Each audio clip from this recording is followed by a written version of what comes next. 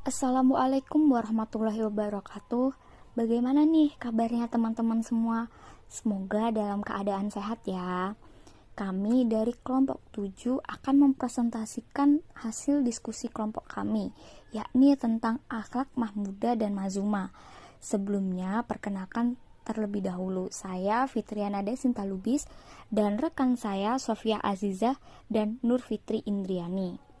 Baik, mengenai subbahasan yang pertama adalah terkait makna sifat mahmudah dan mazmumah. Menurut bahasa, akhlak berarti sifat atau tabiat, sedangkan menurut istilah, akhlak berarti kumpulan sifat yang dimiliki oleh seseorang yang melahirkan perbuatan baik dan buruk. Dalam KBBI, kata akhlak diartikan sebagai budi pekerti, watak, dan tabiat. Bagi seorang muslim, akhlak yang terbaik ialah seperti yang terdapat pada diri Nabi Muhammad Shallallahu Alaihi Wasallam, karena sifat-sifat yang terdapat pada dirinya.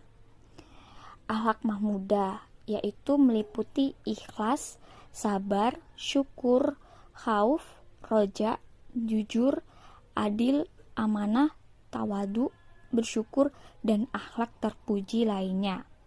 Sedangkan akhlak mazmumah, selain menjaga akhlak mahmudah, seorang muslim juga harus menghindari akhlak mazmumah atau akhlak tercela yang meliputi tergesa-gesa, riya, dengki, takabur, bakil, buruk sangka, tamak, pemarah, dan akhlak tercela lainnya. Adapun sifat-sifat akhlak mahmudah yaitu yang pertama ada taubat. Ialah keazaman untuk meninggalkan segala kesalahan dan dosa-dosa besar melalui jalan ilmu, penyesalan, dan niat untuk tidak mengulanginya, atau disebut juga dengan taubat nasuha. Yang kedua, zuhud, ialah satu corak kehidupan insan mukmin yang mengekang jiwa daripada segala rupa kesenangan dunia sambil berusaha meninggalkan semua perkara yang tidak baik. Yang ketiga, takut Allah, ialah seorang muslim itu mengenali zat Allah melalui mengenal sifat-sifat Allah dan mempunyai jiwa yang takut akan melakukan perkara dosa atau perkara yang dilarang oleh Islam. Yang keempat, ada mahabbah atau cinta Allah dan Rasul, ialah kasih seorang mukmin kepada Allah dan Rasulnya melebihi segala yang lain, melahirkan jiwa insan yang benar-benar cinta agama dan rela mengorbankan dirinya ke jalan Allah. Yang kelima ada sabar, ialah separuh dari iman. Sabar juga diartikan sebagai susah untuk dipraktikkan dalam diri seseorang kecuali mukmin yang kuat imannya dan ridho akan segala ujian dari Allah. Yang keenam ada syukur, yakni seorang mukmin yang senantiasa berterima kasih kepada Allah atas segala nikmat yang diberikan. Yang keempat ada ikhlas dan benar, ialah mukmin yang senantiasa membersihkan amalannya dinamakan orang yang benar ikhlas. Yang kedelapan ada tawakal, ialah meletakkan pergantungan hanya pada Allah setelah berazam dan diikuti dengan usaha. Yang kesembilan ada reda dengan qada Allah, ialah salah satu daripada sifat mahmudah. Segala ketentuan Allah sama ada baik atau buruk diterima dengan syukur atau sabar. Dan yang terakhir adalah mengingati mati, ialah mukmin yang senantiasa selalu ingat kematian adalah orang yang pintar, karena mereka senantiasa bersedia untuk mati dengan segala ibadah yang dilaksanakan. Adapun sifat mazmumah diantaranya adalah yang pertama, gemar makan dan minum. Sebagaimana pada hadis Nabi yang bermaksud yang terlebih afdol pada Allah Subhanahu wa taala ialah orang yang banyak berlapar dan banyak tafakur, dan yang terlebih benci kepada Allah ialah orang yang banyak makan, banyak tidur, dan banyak minum.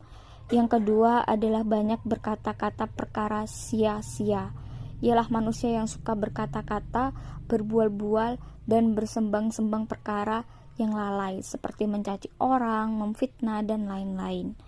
Yang ketiga adalah marah. Yang keempat ada hasad dengki. Yang kelima kasih kepada harta, ialah seseorang yang memiliki harta dan kemewahan hidup, tapi kemewahan yang membawa kepada sifat bakil, tamak, dan juga mubazir dibenci oleh Islam. yang keenam ada takbur, yang ketujuh ada riya, yang kedelapan ujub, yakni berkait rapat dengan takbur dan riya. Ujub berarti berasa hairan dengan keistimewaan dan kelebihan diri sendiri. Dan yang terakhir adalah kasih akan dunia. Ialah orang yang mempunyai hati yang senantiasa berpaut kepada kehidupan dan kesenangan dunia, akan menyebabkan seseorang itu takut akan kematian. Selanjutnya yaitu implementasi sikap tasamuh, tawasud, tawazun, dan iktidal dalam kehidupan sehari-hari. Yang pertama, tawasud. Apa sih tawasud itu? Tawasud merupakan sikap seseorang yang moderat atau berada di tengah-tengah. Tidak terlalu bebas, juga tidak keras dalam prinsip. Sehingga sikap ini mudah diterima oleh seluruh lapisan yang ada pada masyarakat. Contohnya, misalnya ketika kita dalam beribadah sesuai dengan agama dan keyakinannya masing-masing dengan merasa aman, nyaman, tenang, dan tidak saling mengganggu. Tidak membeda-bedakan suku dan golongan dalam interaksi sosial dan komunikasi. Yang kedua, yaitu tasamuh. Tasamuh adalah sikap toleran terhadap perbedaan pandangan baik dalam masalah keagamaan, terutama hal-hal yang bersifat furu' atau menjadi masalah khilafiyah, serta dalam masalah kemasyarakatan dan kebudayaan. Contohnya, yang pertama, menghargai dan menghormati hak-hak orang lain, sebagaimana kita juga merasa senang jika keadaan kita dihargai dan dihormati oleh orang lain. Yang kedua, mencoba mengetahui lebih mendalam atas perbuatan orang lain terhadap kita, sehingga mengetahui sejauh manakah hubungan perbuatan dengan motivasi, keyakinan, dan kepentingannya. Yang ketiga, tawazun. Tawazun artinya seimbang, yaitu sikap seimbang dalam berkhidmah demi terciptanya keserasian hubungan antara sesama umat manusia dan antara manusia dengan Allah Subhanahu wa Ta'ala. Contohnya, menyeimbangkan kehidupan dunia dan akhirat, serta keseimbangan antara jasad, akal, dan hati nurani seorang muslim. Sikap ini sangat diperlukan untuk menambah keimanan supaya semakin kokoh. Seorang muslim dapat menjadikan dirinya kuat, tabah, dan tawakal dengan menyeimbangkan berbagai aspek dalam kehidupannya. Yang keempat, iktidal. Iktidal artinya tegak lurus, yaitu sikap tegak dalam arti tidak condong pada kepentingan di luar Nahdlatul Ulama dan umat. Lurus dalam arti semata-mata berjuang demi kepentingan NU dan umat. Sikap ini pada intinya memiliki arti menjunjung tinggi keharusan berlaku adil dan lurus di tengah-tengah kehidupan bersama. Contohnya, yang pertama, seseorang yang selalu mematuhi aturan. Kedua, tidak pernah goyang atau putus semangat dalam menegakkan kebenaran dan keadilan.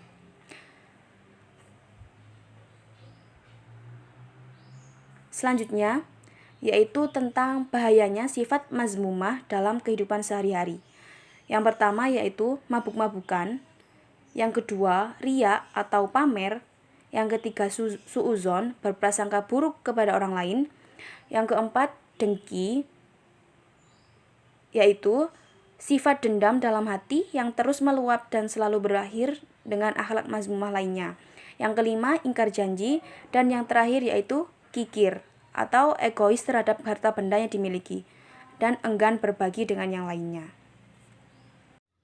Baik, untuk materi selanjutnya yakni nilai-nilai mahmudah pada pembelajaran matematika.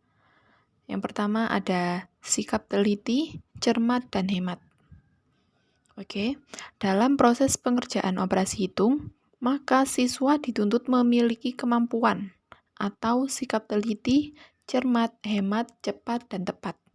Saat menyelesaikan soal matematika, siswa seharusnya dituntut untuk mengerjakan dengan teliti dan cermat. Bukan hanya hasil akhir yang benar, tetapi juga proses penyelesaian yang benar. Dengan arti lain, langkah demi langkah pengerjaan soal tidak boleh salah. Siswa harus benar penyelesaiannya. Langkah demi langkah ini harus dilakukan dengan cermat dan teliti. Setelah pada tahap akhir, yakni penemuan hasil atau jawaban soal, Selayaknya siswa tidak terus puas dengan hasil yang diperoleh tersebut.